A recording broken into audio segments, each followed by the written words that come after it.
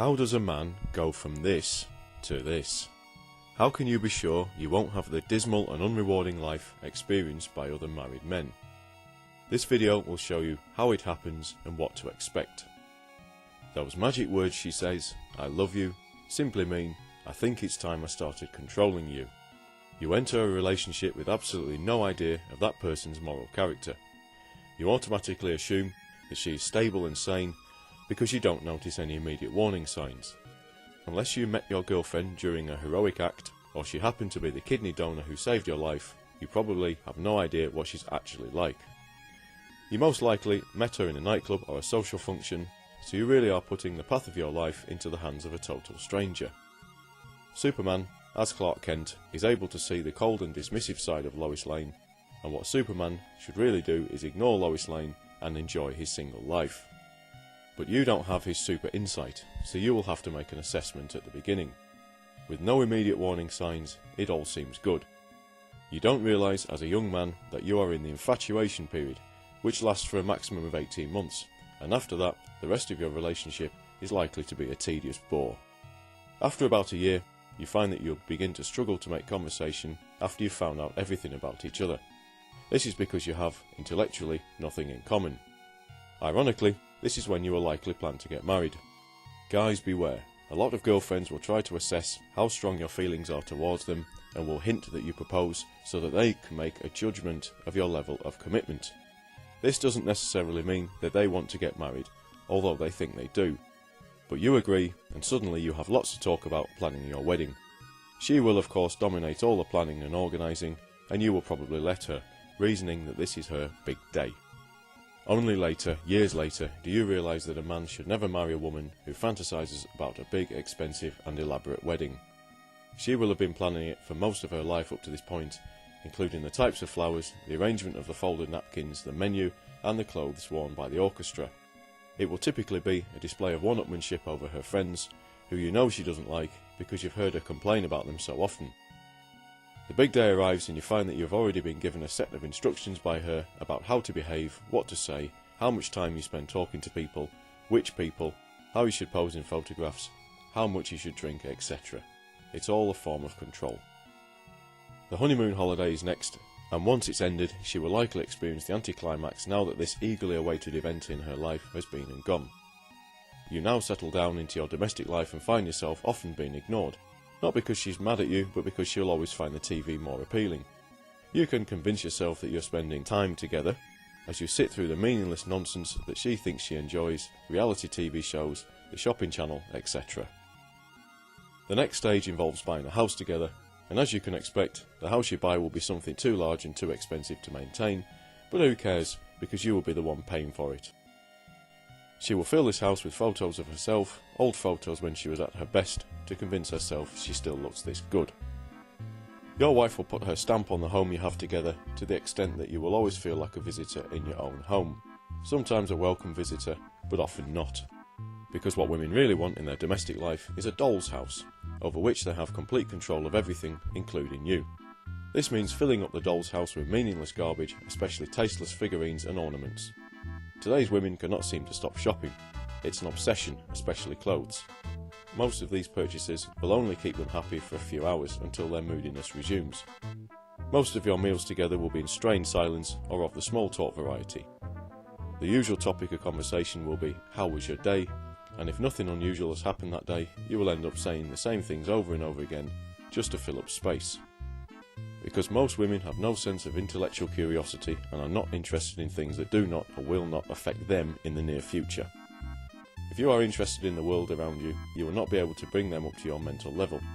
Your wife will inhibit your mental development with triviality and irrelevance and be scornful of your attempts to improve your own mind. For so many women, the activity of the mouth is out of proportion with that of the brain, so you will be stuck with someone who talks a great deal, especially about themselves, but actually says very little. Your wife will often look for any excuse to have an argument and turn the smallest of problems into a full-blown row.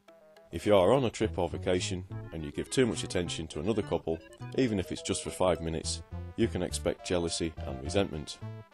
But you will be expected to visit her family and idiotic in-laws, and you will be nagged if you don't show the appropriate level of enthusiasm. At home, she will endlessly interfere with your possessions in the guise of tidying up, to the point that you can't find important things when you really need them. If she's in a bad mood and you are happy, she will never be happy for you. Your cheerfulness will simply annoy her. If she comes home drunk and you ask her about her night, then you are jealous and possessive. If you don't ask her anything about her night, then you are uncaring. She will spend time with her friends telling them about what a useless loser you are. Your wife will always make you feel that she does far more in the relationship than you do, even if you are the only one with a job. Any bad things that you do, no matter how small, will never be forgotten and will be brought up endlessly in the future. If you manage to go out with your friends, she'll say, "Okay, have fun," but will say it in a voice that means, "Do not have fun. I don't want you to have fun." Eventually your wife will distance you from your friends as much as she can. Being a married man is like being in a cult, with attention and devotion being given only to the leader. She will make a great effort to prevent you from having a good time without her. In fact, the ball and chain analogy isn't quite accurate, because a ball and chain will give you some degree of freedom. What you have in marriage is a wall and chain in which your autonomy is completely taken from you. Over the years, she will chisel away at your self-esteem with remarks, insults, comparisons, criticism and general disdain for your existence, leaving you in emotional pieces as she moves on to the next unwitting victim. She knows that she can ass rape you in court at the drop of a hat if you do not fulfill the expectations she has of you. As a married man, you are constantly financially competing with the divorced version of you, so that if you don't give her as much money as him, she will get her friend the state to forcibly take it from you and give it to her. Eventually you decide that you can't take it anymore and you walk out. You rent a room somewhere and you consider going back on the dating scene. You try internet dating or searching the Lonely Hearts ads in the newspaper, not realising that people use hidden meanings when describing themselves. Curvy means fat. Cuddly means obese. Quirky is insane, and new to the area means just been let out of prison. You go on a date, but you're so far removed from the dating scene, having been stuck in a marriage for many years, that you're not used to making funny or clever conversation. Those years have robbed your intellect and self-esteem. The cost of an impending divorce leads you reluctantly back to your wife, where the whole dismal and unfulfilling saga continues into old age. The message for men is clearer than ever before. Don't do it. Even when it's not truly awful, it's still shit. That cute, adorable and endearing cupcake you met years earlier will turn into a hostile, scowling and oppressive headcase by the time it's too late. You think you're marrying Cheryl from Curb Your Enthusiasm, but in fact you end up with Susie. Think of all the characteristics your wife could have. Narcissistic, arrogant, selfish, passive-aggressive, jealous, paranoid, lazy, manipulative, self-centered, boring, rude, haughty, dominating, demanding, intolerant, self-righteous, ignorant, impulsive, unstable, wasteful, reckless, irrational, stroppy, argumentative, bullying, vindictive, sociopathic, just to name a few. If your wife has even just one of these characteristics, you'll wish you hadn't married her. What are the chances she has many more? Around 50% of marriages end in divorce.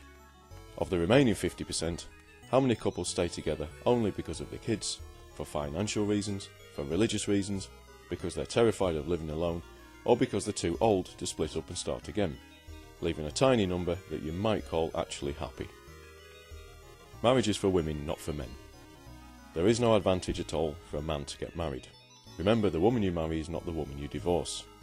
Instead, enjoy your single life, your money and your choices. Enjoy peace and quiet, calm, solitude, relaxation and your freedom.